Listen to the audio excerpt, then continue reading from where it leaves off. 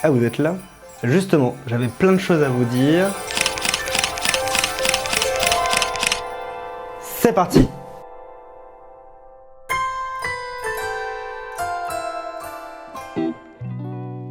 Salut à tous, c'est Ulrich de Frandroid et nous avons eu la chance, enfin j'ai eu la chance, de prendre en main les derniers Galaxy S10. Cette année, nous n'avons pas eu 2 téléphones, mais 3 téléphones avec une version spéciale qu'on vous présentera à la fin de la vidéo. Vous avez donc 3 différents modèles. Le Galaxy S10 avec ses 6,1 pouces de diagonale, le S10 Plus 6,4 pouces et enfin, petite nouveauté, le S10 Essential, S10e, qui lui ne fait que 5,8 pouces de diagonale. Au lieu d'avoir une vidéo qui est longue et ennuyante, je vous propose de voir les principales caractéristiques ensemble et ensuite de découvrir les 5 caractéristiques les plus remarquables des Galaxy S10. Passons à la liste. Le dernier processeur, check.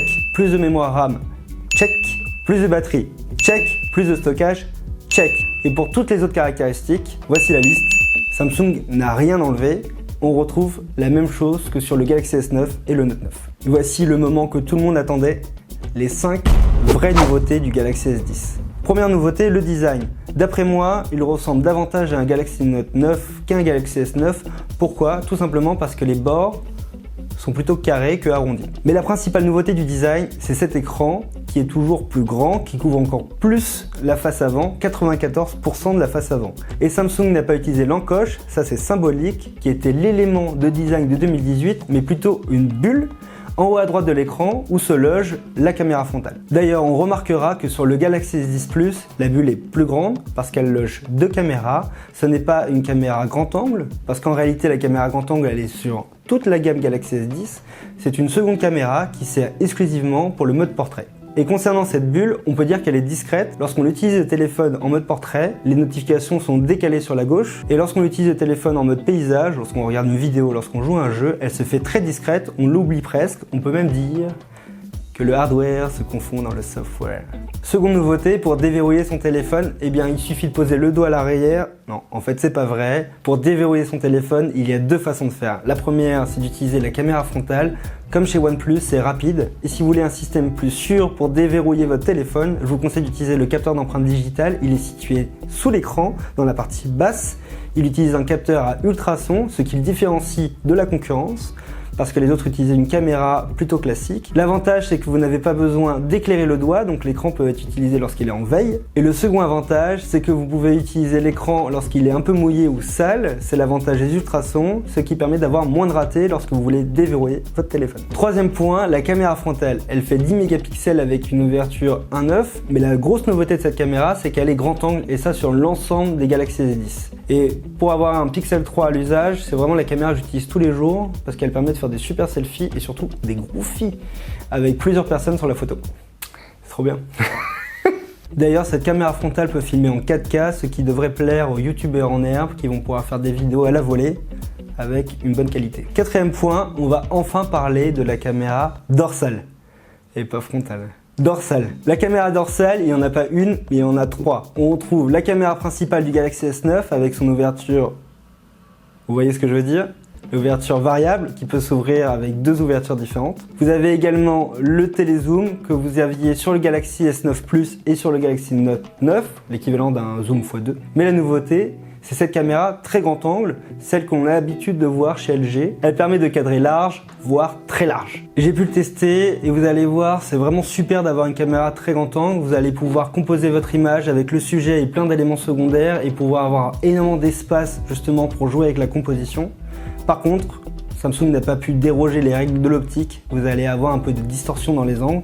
Personnellement, ça ne me choque pas. Cinquième point, je vous propose de parler de quelques fonctions qui vont permettre de vraiment profiter de la caméra arrière. La fonction que j'ai préférée, c'est celle qui permet de stabiliser les vidéos. Alors, bon, effectivement, ça fait des années que les smartphones stabilisent les vidéos, mais cette fois-ci, Samsung a pu faire une association de technologies qui permet de stabiliser les vidéos de façon très efficace. Je ne sais pas si vous avez eu l'occasion de tester la dernière GoPro, elle stabilise vraiment bien les vidéos, tout en restant très compacte. Et bien, le Galaxy S10, on a un résultat qui est très proche. Samsung associe les technologies technologie. Alors bon, autant vous le dire, a priori on est bloqué en Full HD, en 1080p pour filmer. Par contre, je peux vous dire, la stabilisation est très impressionnante. Seconde fonction que j'ai vraiment kiffé, si vous voulez réussir vos vidéos, si vous avez une tataginette qui ne sait pas cadrer ses vidéos, c'est une fonction d'aide au cadrage. Lorsque le téléphone est en fait incliné à gauche ou à droite, le téléphone va simplement vous donner l'information pour pouvoir mieux cadrer vos vidéos en temps réel, et ça c'est plutôt efficace. La troisième fonction va vraiment parler aux utilisateurs du Pixel 3 dont je fais partie, c'est un mode nuit, donc le mode nuit est enfin introduit sur les Galaxy S. Je n'ai pas pu le tester de façon très approfondie, mais en fait il fonctionne comme sur le Pixel 3, c'est-à-dire lorsque les conditions lumineuses sont très faibles, il va faire apparaître un petit croissant de lune, et lorsque vous cliquez sur le croissant lune, vous partez dans le mode nuit, et ce mode nuit est un mélange entre de l'algorithme et du hardware pour pouvoir récupérer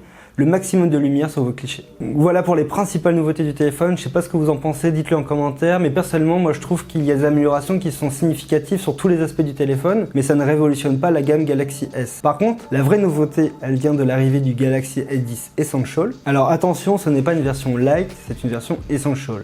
Mais il y a quand même quelques concessions par rapport au Galaxy S10 ou S10 Plus. Premier, l'écran est plus compact, il fait 5,8 pouces, ce qui permet d'utiliser plus facilement le téléphone à une main. D'ailleurs, vous remarquerez qu'il a les mêmes dimensions qu'un Pixel 3, sauf que là, l'écran occupe toute la face avant. Par contre, il n'est pas Infinity Display, cela signifie que les côtés de l'écran ne sont pas incurvés, et la définition est en Full HD 1080p, alors que le S10 et le S10 Plus sont en Quad HD. Heureusement, et ça j'en ai pas encore parlé, il est HDR10+, et donc il va pouvoir bénéficier du dernier standard HDR, et profiter donc de la meilleure qualité sur les vidéos Netflix par exemple, mais également sur certaines vidéos YouTube. Là on a des vraies concessions, c'est qu'on perd la troisième caméra à l'arrière, et surtout on perd également le capteur d'empreinte digitale sous l'écran, qui est cette fois-ci situé sur le côté de l'écran directement sous le pouce. Par contre, on peut saluer le fait que Samsung introduise un téléphone qui sera moins cher que le Galaxy S10 et S10 Plus, et surtout qui est beaucoup plus compact et donc beaucoup plus pratique à utiliser à une main. Personnellement, c'est vraiment ce type de taille de téléphone que j'apprécie vraiment. Et surtout, ne partez pas, Samsung a également introduit une version spéciale qui est le Galaxy S10 Plus Performance.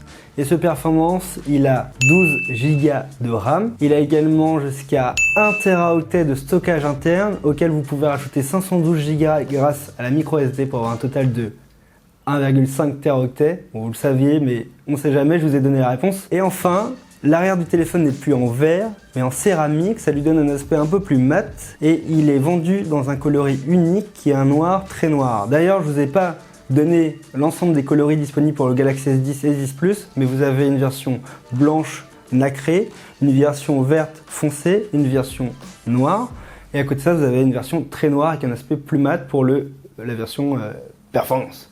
Voilà, c'est tout pour le Galaxy S10, le S10 Plus et le Galaxy S10 Essential et le Performance. Sachez que tous les liens sont disponibles en description, vous avez la prise en main, les comparatifs, et si vous voulez le précommander, vous aurez également un lien pour le précommander. Vous avez en plus les Galaxy Buds qui sont des écouteurs sans fil qui sont offerts lors des précommandes, et en plus vous pouvez le recevoir 3 jours avant la commercialisation qui est prévue le 8 mars prochain. Merci d'avoir suivi cette vidéo, n'hésitez pas à rajouter un petit commentaire pour dire ce que vous pensez des téléphones.